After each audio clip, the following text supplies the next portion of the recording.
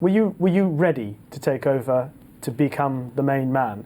Were you itching for that opportunity, or did it come at the right time? Did it come a year or two too quickly? Well, you see, Dick Hearn was retiring anyway, and I knew I was going to have to go off and train. Well, I wanted to go off and train, and I thought of various places I could do that. And I remember Sheila Hearn, just before he retired, came into the office one day and said, Dick, she said, you know, Marcus wants to train. And he turned round and he said, does he? If he didn't. And I said to him, look, I haven't worked for you all these years, getting all this experience and not wanting to train. Well, he said, I suppose you can get a few horses and, you know, and start off with 3 and 4 and, you know, go hunting like I did and have a jolly good time.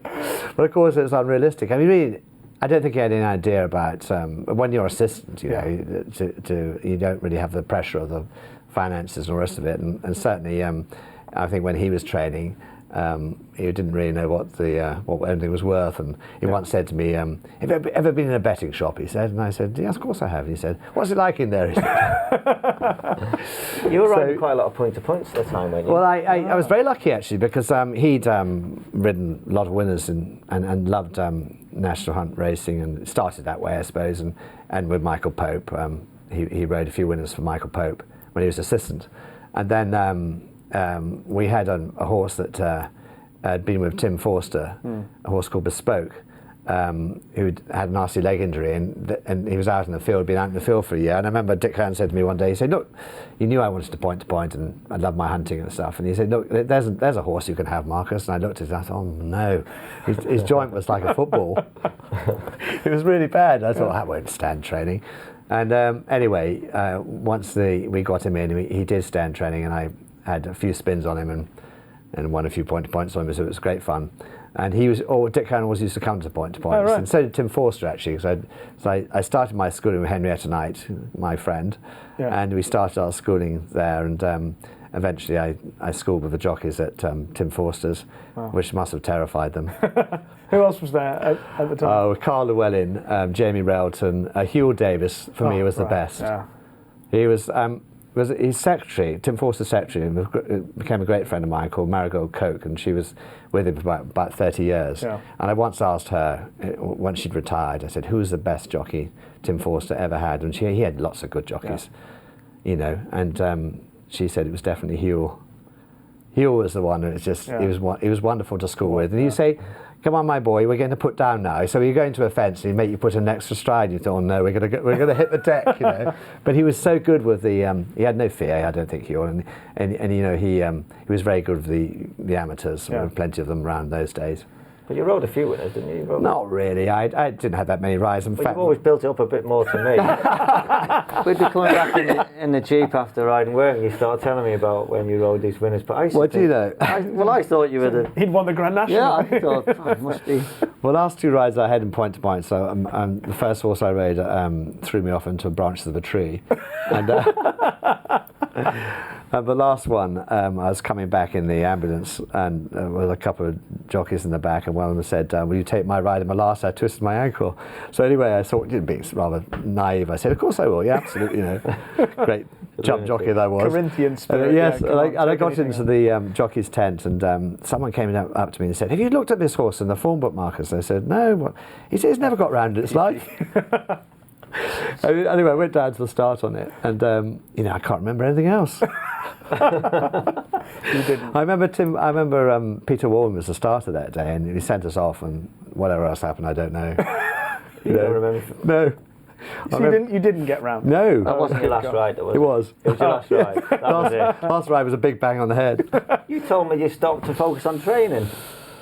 Oh, Not because you couldn't remember your... I think, you know, no, I mean, the thing was, I didn't have especially a large amount of money behind me like David Noland or Mike Felton and those who were riding at the time. You know, they had lots of horses, and you know, it was only a bit of fun. I enjoyed my hunting, and you know, I was brought up with ponies and all that sort of thing. And my father was very keen on point-to-points. You know, let's take us to point-to-points and all holidays and that sort of thing.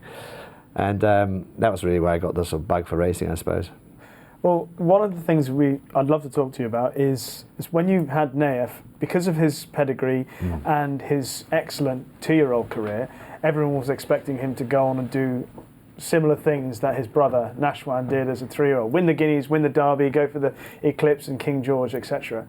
Things went awry in the early part of his 3-year-old campaign, and there was a lot of attention on the decision you made at that point of his career to say, let's just take a pause on this. I think I probably set myself up for a massive fall because I made him favourite for the Guineas, favourite for the Derby.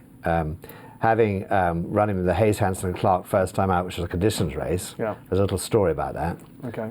And then going on to the Autumn Stakes, as did Nashwan. But the day of the Autumn Stakes, the ground was absolutely bottomless, and I walked the course of Angus Gold, and I wasn't very keen on running. I thought the ground is terrible, you know. Yeah. And I rang Sheikh Hamdan, who was in Dubai, and he said, well, if you don't run, you won't find out. Run him.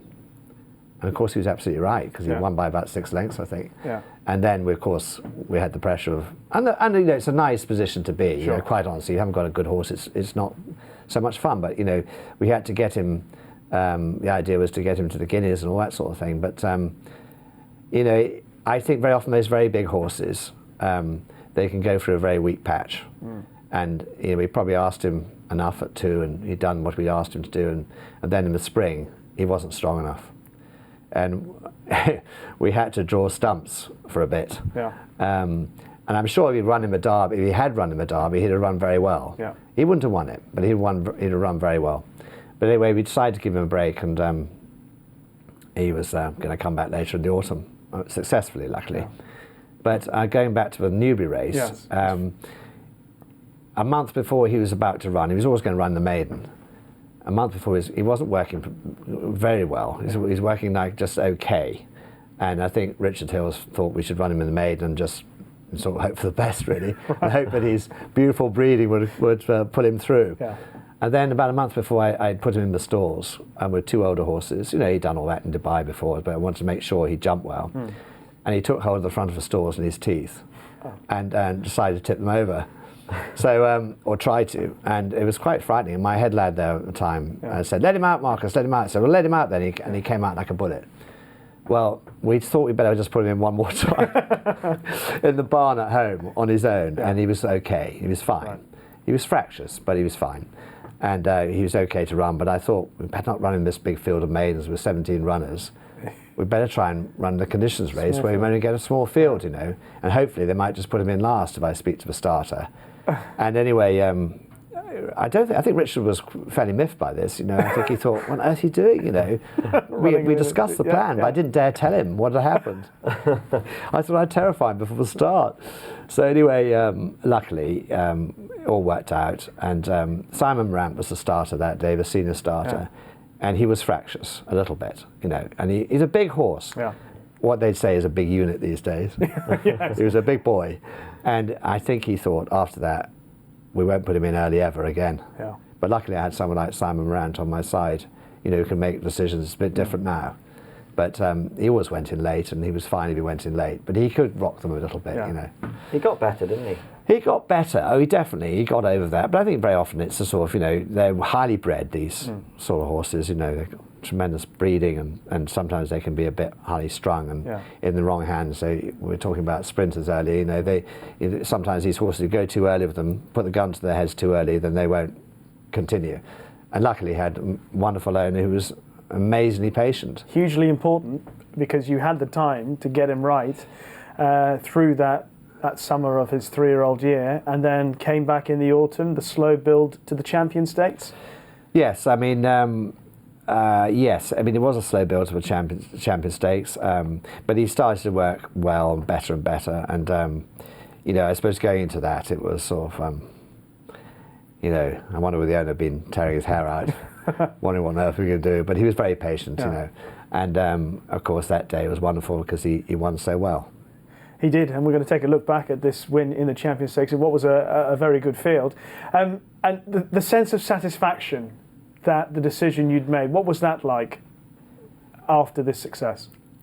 Well, I have to say that, you know, to use the awful expression, shit or bust, it felt a bit like that, you know, because I thought, well, you know, if this goes wrong, what on earth are we going to do, you know?